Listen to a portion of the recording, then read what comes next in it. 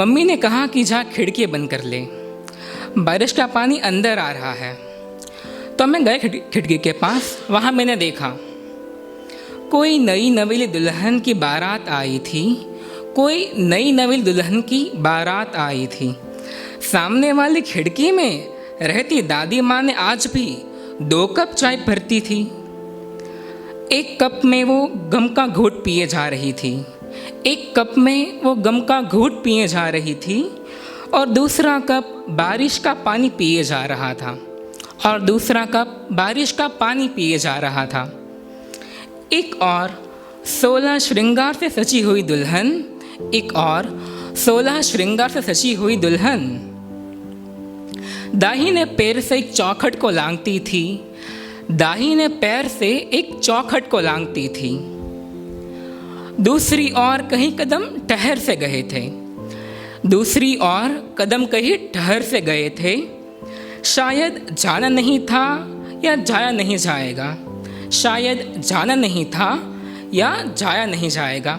मैं कहता हूँ कि शायद एक वादा था जो जाया नहीं जाएगा।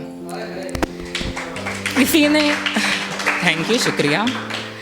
किसी ने सिंदूर की कसम खाई तो किसी ने खून के घूंट पिए। किसी ने सिंदूर की कसम खाई तो किसी ने खून के घूंट पिए। कहीं कोई कली खिल रही थी, कहीं कोई कली खिल रही थी। कहीं कोई नैया पानी का सैलाब में बही जा रही थी। कहीं कोई नैया पानी की सैलाब में बही जा रही थी।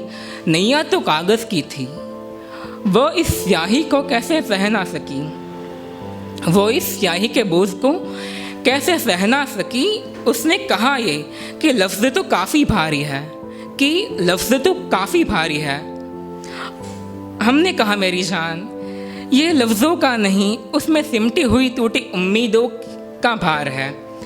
ये लफ्ज़ों का नहीं, उसमें सिमटी हुई टूटी उम्मीदों का भार है।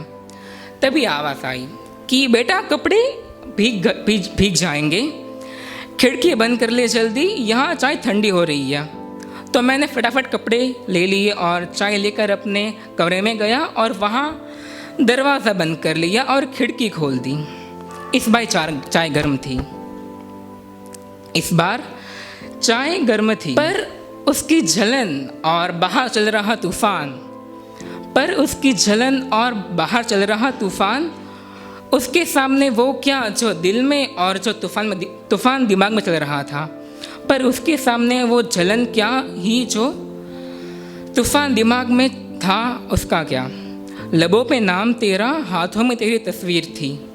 लबों पे नाम तेरा, हाथों में तेरी तस्वीर थी। दिल की आतिश अभी भी तेरे किए हुए वादे के सहारे मुकम्मल रहती है। पर इन आँखों क्या कसूर है जनाब, पर इन आँखों का क्या कसूर है जनाब। वो आज भी तेरी यादों के मोती पिरोए जाती है। वो आज भी तेरे यादों के मोती पिरोए जाती है। फिर मम्मी ने आवाज़ लगाई कि खाना लग गया है।